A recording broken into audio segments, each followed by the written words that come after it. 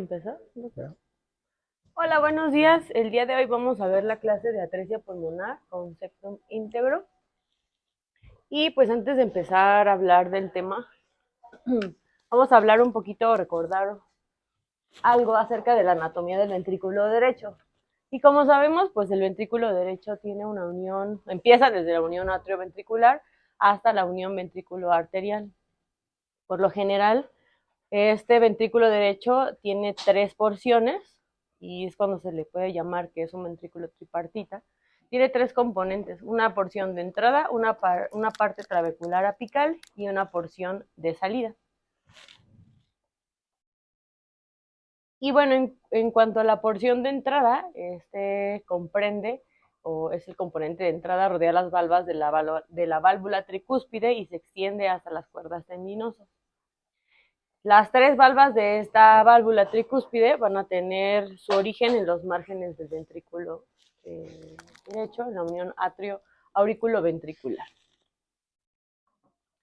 Y la porción trabecular apical, estas pues se llama trabecular apical porque tiene trabeculaciones que son gruesas, son grandes, y bueno, va a tener varias trabéculas. Las más importantes, la trabécula septomarginal, que es la más prominente, la más grande, y esta se va a bifurcar en dos extremidades y una de estas en su base va a formar la cresta supraventricular o también conocida como la banda septal. También va a tener una banda moderadora. Esta va a continuar desde el músculo papilar anterior hasta la llegada a la pared ventriculoparietal. En cuanto a la porción de salida, esta pues va a comprender la unión ventrículo-arterial y esta, a diferencia de la porción trabecular, esta es más lisa. Y esta también comprende el infundíbulo, tiene paredes lisas y va a soportar la valva, las válvulas, que están unidas de forma semilunar.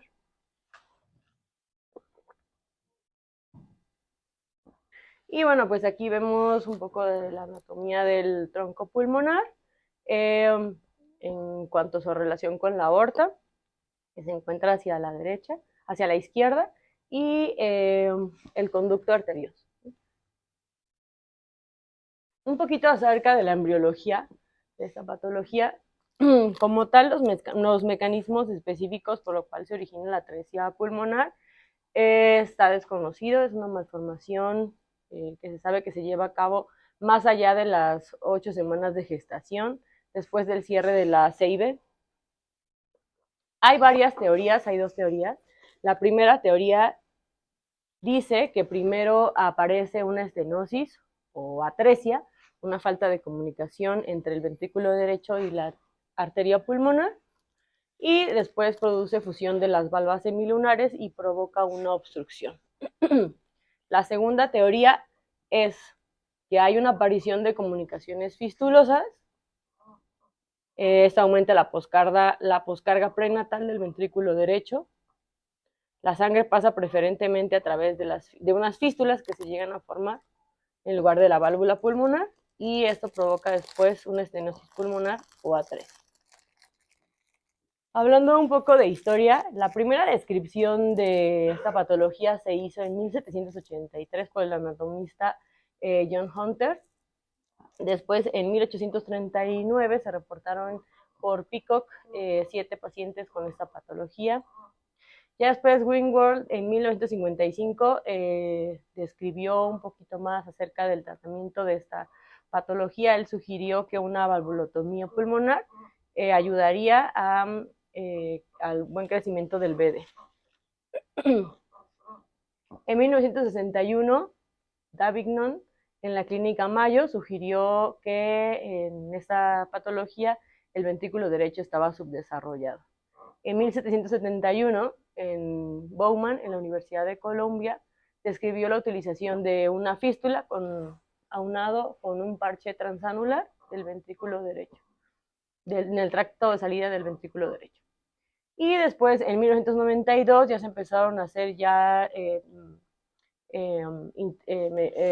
tratamiento por intervencionismo, y ya se describió la perforación de la válvula pulmonar atrésica transcatéter utilizando una aguja de perforación especial. Bueno, ¿cómo vamos a definir a la atresia pulmonar con septum íntegro? Aquí hay una obstrucción completa en el sitio de implantación de los sigmoides pulmonares. Esto va a ocasionar una falta de comunicación directa entre la cámara ventricular y la arteria pulmonar. Y bueno, esto casi siempre va a ser exclusivamente de la válvula, 90%. Aquí vamos a tener varios componentes importantes de esta patología. Tenemos el tronco de la arteria pulmonar y pues va a haber una falta de comunicación. Esta patología va a ser conducto dependiente, ya que todo el flujo pulmonar va a ser dependiente de este flujo hacia los pulmones.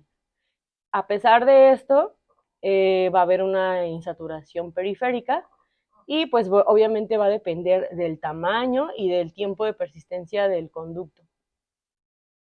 También esta patología se va a acompañar de un foramen oval o de una comunicación interauricular. Esto va a ser muy importante para tener una adecuada mezcla de las cavidades derechas e izquierdas, porque como tal no va a haber otra forma de comunicación para una mezcla sanguínea.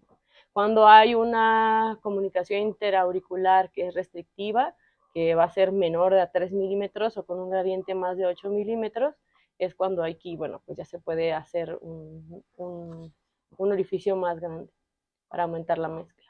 Aparte de esto, también se va a acompañar, o se comenta que esta patología tiene un componente muy similar a la anomalía de Epstein, ya que la válvula tricúspide igual puede encontrarse elongada o con insuficiencia.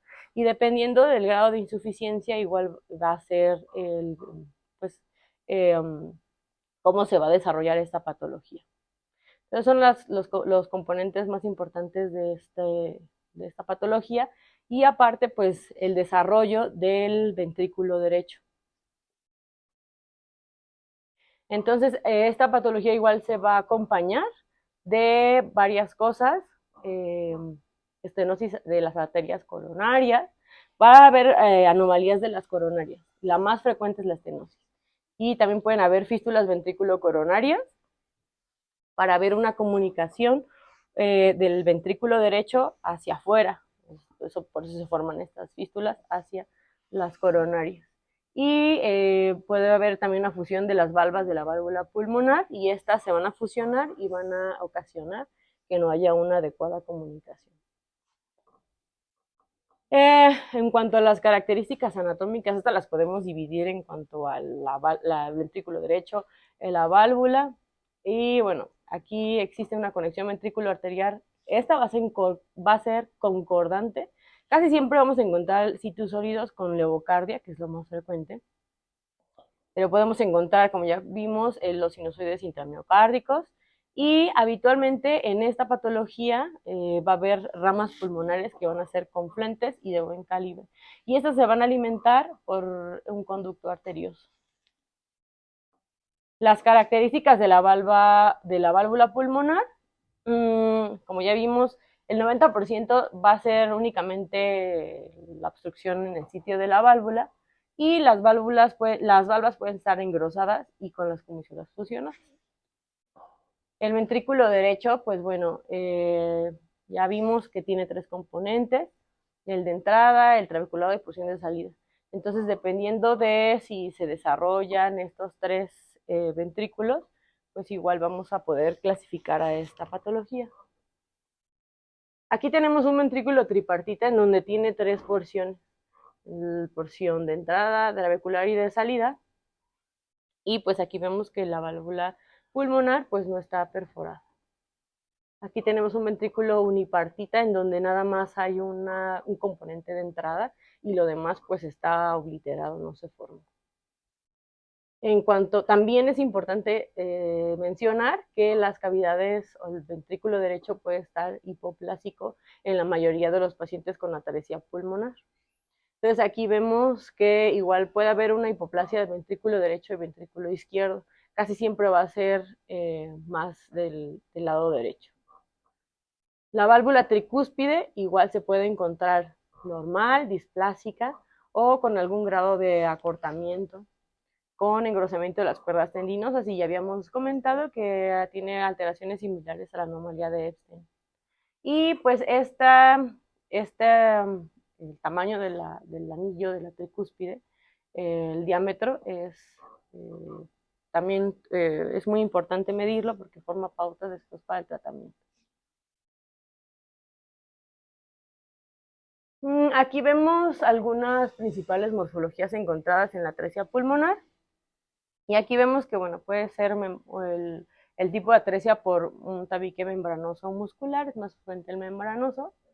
Y casi siempre, en un 58%, es tripartita, puede ser bipartita en un 33.6%, o unipartita, que es lo más raro. Y en cuanto a las malformaciones o anormalidades coronarias, las fístulas son las más frecuentes que se pueden encontrar. Igual vimos aquí que puede haber una un componente similar al Epstein en hasta un 9.8%. Y aquí es importante igual saber, eso lo vamos a ir viendo en la clase, el tamaño del anillo tricuspidio, que va a estar más pequeño. Aquí en este estudio que hicieron, vieron que por lo general el Z-score del anillo estaba por debajo de menos 5.2, incluso hasta menos 18.3 a 9.4. Y entonces, bueno, en cuanto al desarrollo del ventrículo derecho, lo podemos clasificar, como vimos, en tripartita, que es el menos grave y es el más frecuente, en bipartita, que tiene 2 porciones, y unipartita, donde solamente existe una porción, y pues, desafortunadamente es el menos frecuente, y es el que casi siempre se va a ir a un camino univentricular. El tripartita, pues, por lo general, vamos a optar por irlo a llevar a un camino biventricular. En cuanto a la incidencia de esta patología, esta es de 1 al 3% de todas las enfermedades congénitas del corazón. Abarca desde 4 a 5 casos por cada 100.000 recién nacidos vivos, y esta malformación congénita es cianógena, y es el tercer tipo más común después de la TGA y la tetralogía de Fallot. Es más frecuente en hombres relativamente, 1.5 a 1, una relación entre hombre y mujer. Y como ya vimos, esta va a tener lesiones asociadas que son muy importantes para mantener la sobrevida de este paciente. Por ejemplo, aquí el conducto arterioso, dependiendo del tamaño, del tiempo, ¿no? Como ya habíamos visto, las anomalías coronarias, la válvula tricúspide, el tamaño, que por lo general va a ser menor el Z-score de 2.5, va a ser un anillo pequeño. Y puede haber una CIA o un foramen oval. Bueno, casi siempre se va a acompañar de esto. Entonces aquí la fisiología, ya vimos que no hay una comunicación entre el ventrículo derecho y la arteria pulmonar. Entonces durante la sístole ventricular, la sangre se va a regresar a la aurícula derecha, y esta pues va a escapar si hay estas fístulas o por los sinusoides intramiocárdicos. Esto va a ocasionar igual que hay un aumento de presión en el atrio derecho. Va a haber un cortocircuito de derecha a izquierda, y esto va a ser propiciado a la existencia de un foramen oval o de una sella de buen tamaño. Y va a haber una perfusión pulmonar, y esta se va a beneficiar por el conducto arterioso. Obviamente la gravedad va a depender del tamaño del conducto y del tamaño del defecto septal interatrial. La presencia del conducto es fundamental para la sobrevida del paciente. Es el único camino que tiene para llegar a la circulación sistémica. Cuando la válvula tricúspida es competente, pues bueno, toda la sangre se va a quedar atrapada en el ventrículo derecho, y durante la sístole levanta presiones sistólicas superiores a la sistémica. Aquí va a haber una hipertensión, a veces comentan mayor a 100, mayor a 110 milímetros de mercurio. Entonces es importante. Y esto va a ocasionar una mayor trombosis intracavitaria. Esta hipertensión ventricular derecha puede ocasionar insuficiencia tricuspidea y agrava la falla cardíaca. La hipertensión ventricular derecha y guarda relación con el número de sinusoides intramiocárdicos, que va a ser la fuga o el escape. En cuanto a la historia natural de estos pacientes, pues bueno, cuando el conducto arterioso es grande y se mantiene permeable, pues el paciente va a estar con saturación eh, pues relativa. El paciente casi siempre van a ser cianóticos o a veces nacen sin cianosis y dependiendo a cómo se va obliterando el conducto, pues empiezan con mayor cianosis, hipoxemia, y ya conforme se va cerrando esto, pues puede haber acidosis metabólica, colapso circulatorio, choque cardiogénico y pues muerte, si es que el conducto se cierra en el periodo neonatal. Y pues, ¿cómo vamos a encontrar al paciente? Cianosis, con un soplo sistólico en línea paraesternal, y esto va a ser por la IT. En cuanto a la radiografía, pues aquí vamos a ver casi siempre en todos los pacientes oligoemia pulmonar, y el grado de cardiomegalia va a ser variable dependiendo al grado de insuficiencia tricuspide. Aquí vemos en estas radiografías cómo puede ir variando el tamaño de las cavidades derechas, el grado de cardiomegalia, dependiendo de el grado de insuficiencia tricuspide.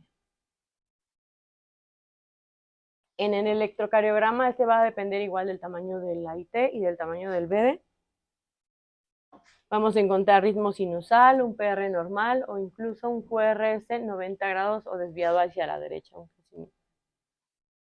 El diagnóstico de esta patología se va a hacer con el ecocardiograma. Y este pues es bueno, aparte de no ser invasivo, pues nos va a dar el tratamiento si es que se llegan a observar todas las estructuras. Este nos va a servir para cuantificar el tamaño del BD, valorar el grado de insuficiencia tricuspidea y valorar las características del anillo tricuspideo, ver el tamaño y localizar el sitio de obstrucción, ya sea valvular o en la arteria. Igual se puede valorar la válvula pulmonar, ver las ramas pulmonares si son confluentes, valorar el tamaño y las características del conducto arterioso,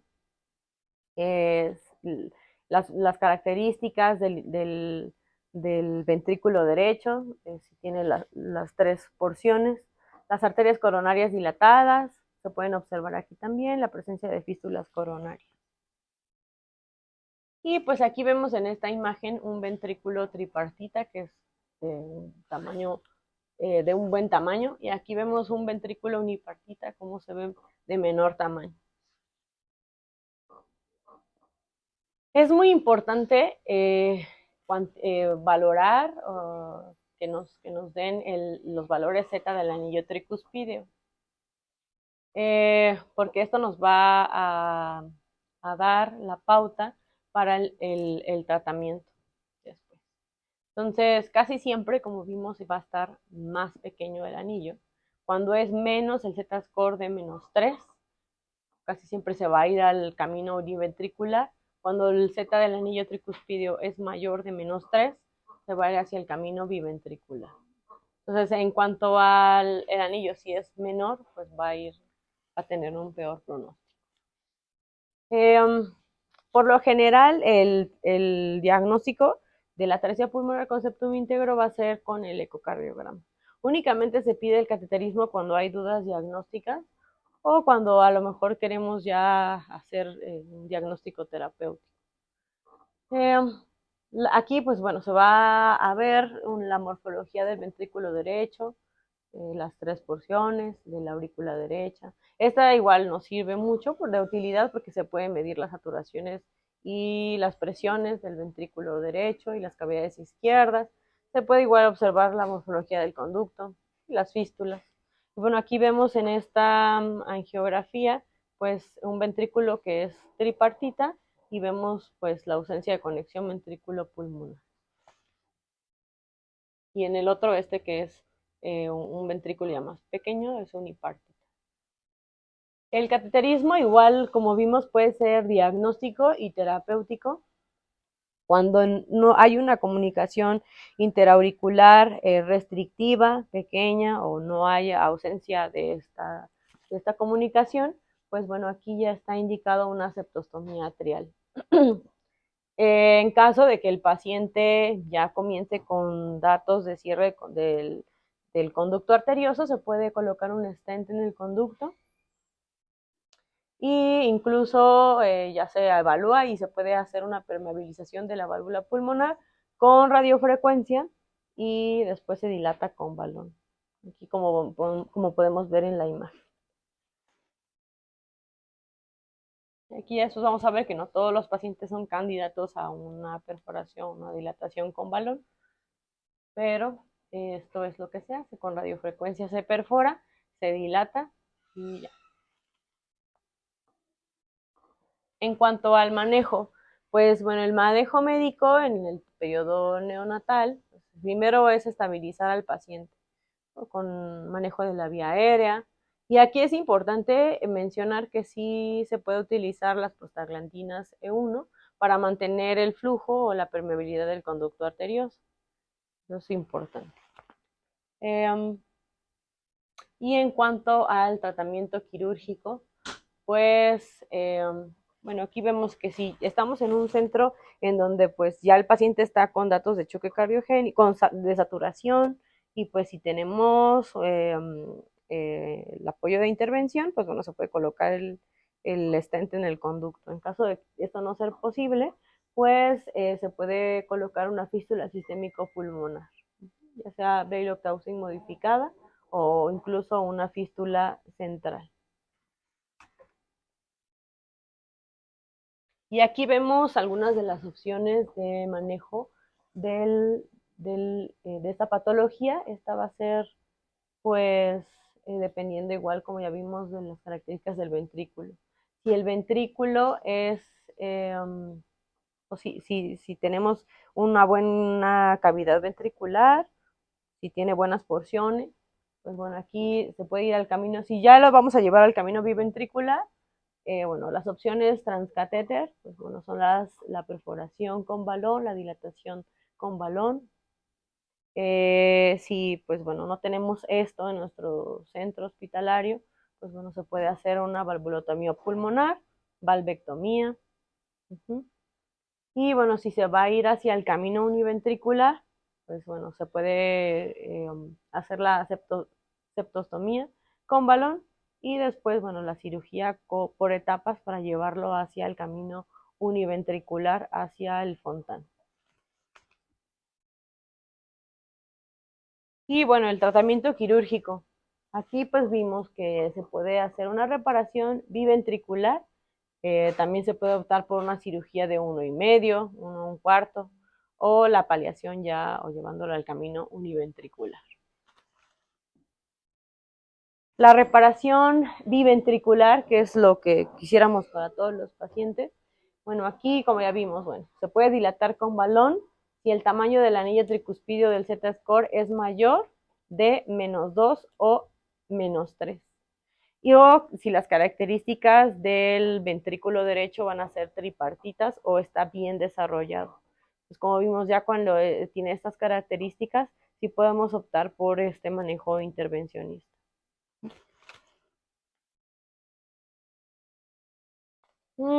También se puede optar por las dos opciones, la dilatación con balón junto con una fístula sistémico pulmonar.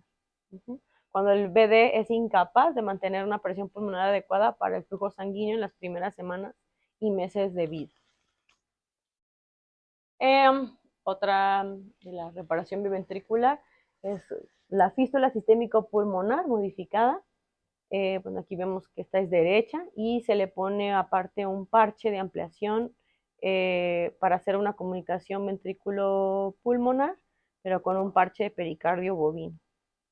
Esto pues obviamente va a ser con esternotomía media, con circulación extracorpórea.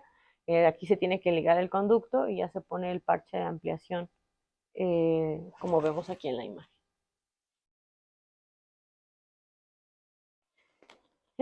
La reparación completa es cuando se puede hacer biventricular, cuando la válvula tricúspide va a ser mayor a -2. Si la saturación de oxígeno es adecuada y permite un adecuado crecimiento. Y bueno, pues aquí las características importantes es que se tiene que medir el tamaño y función ventricular, que ésta sea adecuada. En caso de que no se pueda hacer una reparación biventricular, tenemos esta opción, la reparación de 1,5 ventricular. ¿En qué consiste esto? Bueno, pues se hace una derivación cabopulmonar bidireccional, se hace el Glenn y aquí se deja un flujo anterógrado pulmonar, se hace la conexión ventrículo pulmonar con el parche pericardio y aquí se cierran los defectos intracardíacos, se cierra la comunicación intraauricular y bueno, esto se puede dejar fenestrado. Esto se hace en los 6-18 meses cuando hay una mala función ventricular derecha. También se puede optar por una reparación de 1,25, en donde, bueno, es lo que ya comentamos anteriormente, pero aquí vamos a dejar la comunicación interauricular abierta. Y esta es una opción para los pacientes cuyo ventrículo derecho y válvula tricúspide no son suficientemente, son lo suficientemente grandes para llevarlo a Fontan. Cuando se cree que el cierre habitual de la válvula pulmonar dejará el BD a alta presión y una fuerte potencial de arritmias malignas. Y cuando el paciente no ha podido progresar desde la etapa inicial del 1,5 ventricular y no tolera el cierre de la comunicación interauricular. Entonces se hace este procedimiento de 1,25. Cuando ya lo vamos a llevar al camino univentricular, aquí, bueno, igual cuando se mide el Z-score de la válvula tricúspide, cuando es menor de -4 a -5. Aquí va a haber la ausencia del componente infundibular del ventrículo derecho, ausencia del desarrollo del componente apical, o sea que va a ser casi siempre un ventrículo unipartita. Y pues para hacer la corrección univentricular, pues bueno, se optan las 3 etapas de la corrección univentricular. La primera fase es el periodo neonatal con una fisiología sistémico pulmonar, la segunda fase de 3 a 6 meses de edad con el Glenn y la tercera fase de 2 a 6 años con la cirugía de Fontan. Y aquí vemos, ¿no? La fístula sistémico pulmonar que se puede hacer. La segunda fase, que es la derivación cabopulmonar bidireccional con el Glenn. La tercera fase, que casi siempre pues, todo se va a ir encaminado a llevarlo hacia el Fontan. Se hace una derivación cabopulmonar, casi siempre se prefiere hacer extracardíaco, fenestrado, como vemos con un túnel lateral. Y pues esto va igual dependiendo del tamaño del paciente. Casi siempre de 18 a 20 milímetros de diámetro el injerto que se coloca entre la cava y el tronco, bueno, la pulmona.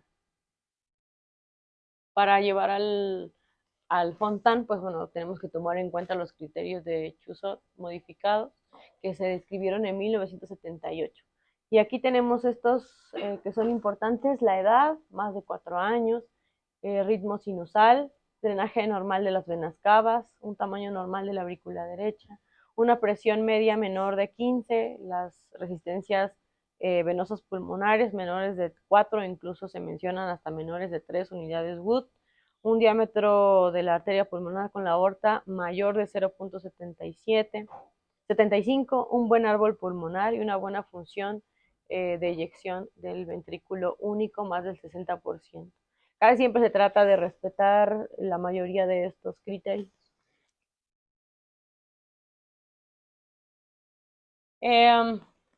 Pues bueno, aquí vemos algunas de las complicaciones de la cirugía de Fontan a largo plazo. Pues va a haber aumento de las presiones del circuito cabopulmonar, va a haber hipoxemia, pueden haber derrames pleurales persistentes, quilotórax, derrame pericárdico, dependiendo igual a cómo se va a realizar la cirugía de Fontan, puede haber arritmias, parálisis del nervio frénico, eventos tromboembólicos, va a haber una mayor otras complicaciones crónicas, desarrollo de colaterales venosas, colaterales arteriales sistémicas, fracaso para crecer, enteropatía perdedora de proteínas, baja capacidad funcional, eventos tromboembólicos. Como vimos, la cirugía de Fontan pues tiene muchas complicaciones a corto y a largo plazo. Y esto lo pongo para conocer que pues bueno, casi siempre cuando pues bueno, no se puede corregir, no se puede llevar para el camino biventricular, pues se tiene que optar por esto, ¿no? Pero se opta por evitar a veces llevarlo hacia el camino univentricular. En cuanto a la supervivencia de esta patología, casi siempre alcanzan una sobrevida en un 75 a 80% posterior al procedimiento quirúrgico. Se dice que pues estos pacientes sin tratamiento médico a los primer año de vida, los primeros meses, pues bueno, sí, van a presentar mortalidad. Y el 50% van a lograr una corrección biventricular. Los otros pues se van a ir al camino univentricular. Y bueno, los pacientes sometidos a valvulotomía pulmonar en época fetal permiten posteriormente una corrección biventricular o 1,5. Actualmente con este tratamiento intervencionista, hay veces que si se llega a tratar de forma adecuada, pues incluso se pueden desarrollar bien las cavidades y se puede llevar hasta un camino biventricular sin necesidad de tratamiento quirúrgico y ya posteriormente poderlo corregir. Y aquí vemos, bueno, la supervivencia de los pacientes. Vemos aquí hasta 100 meses. La supervivencia sin tratar a los pacientes pues es poca. La supervivencia con los pacientes operados al año sobreviven un 71%, a los 2 años 69%, a los 3 años 64%.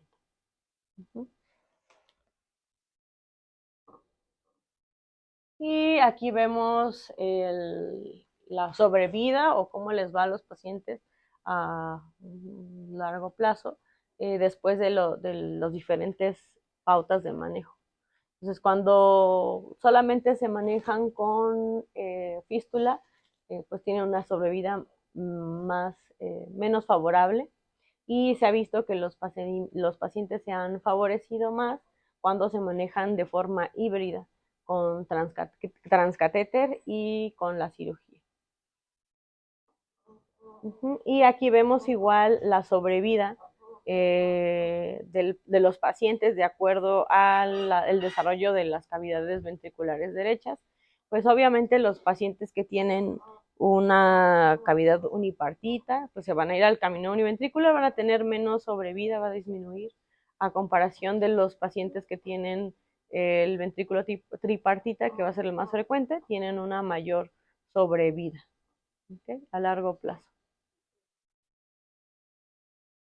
Y esto es un resumen nada más de la patología de atrofia pulmonar. ¿Alguna duda? Una pregunta. Muchas.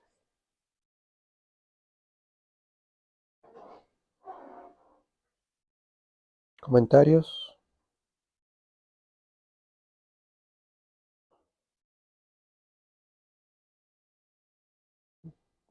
Creo que demasiado resumido, Liz. Falta ahondar en muchas cosas. No es tan sencillo el abordaje del paciente con atresia pulmonar sin CIB, en parte por todo lo que tú acabas de describir, por todas las variedades que puede haber, y la toma de decisiones no es sencilla, principalmente por el tamaño del ventrículo derecho, por la presencia o no de insuficiencia tricuspidia, por la presencia o no de fístulas ventriculocoronarias, de estenosis de arterias coronarias y de dependencia ventrículo-coronaria. Creo que todo eso faltó ahondar un poco más para establecer las pautas de manejo. Cuando está indicado abrir el tracto de salida, porque tú lo pones como que en casi todos hay que abrir el tracto de salida y no consideras cuando hay dependencia ventrículo-coronaria. Y si haces eso, el paciente se te va a infartar y se te va a morir. Incluso cuando colocas una fístula sistémico-pulmonar que hace que caiga demasiado la presión diastólica por el del robo de la fístula, cuando hay dependencia ventrículo-coronaria, se pueden infartar los pacientes también. El agregar un flujo adicional a la apertura del tracto de salida del ventrículo derecho tampoco lo abordaste. Cuándo está indicado y cuándo no está indicado. y no solamente está en base o no solamente se debe de considerar el diámetro o la funcionalidad de la válvula tricúspide. Evidentemente, cuando hay insuficiencia tricuspidia, lo más frecuente es que el paciente no tenga fístulas ventriculocoronarias, a diferencia de cuando hay competencia de la válvula tricúspide, donde lo más frecuente es que haya fístulas ventriculocoronarias, que también eso faltó abordarlo. Entonces, varios detalles que yo espero que se puedan ver en la revisión de los artículos. El pronóstico, no sé de dónde sacaste las últimas gráficas. Eso probablemente sea, es muy lógico. El paciente con una anatomía tripartita evidentemente va a tener mucho mejor pronóstico que un paciente con anatomía unipartita. Pero creo que el pronóstico, sobre todo de la previa a esta diapositiva, el pronóstico a largo plazo no es tan desastroso como que a los 3 años más del 40% de los pacientes está muerto con tratamiento. Creo que el pronóstico de estos pacientes ha cambiado en forma importante. Vamos a revisar en los artículos cómo está en la actualidad, pero eso sería un resultado desastroso, que tu mortalidad al año sea del 30% en pacientes tratados. Creo que dista mucho de lo que es en la actualidad, pero ya lo veremos. Evidentemente es una patología muy compleja, muy compleja,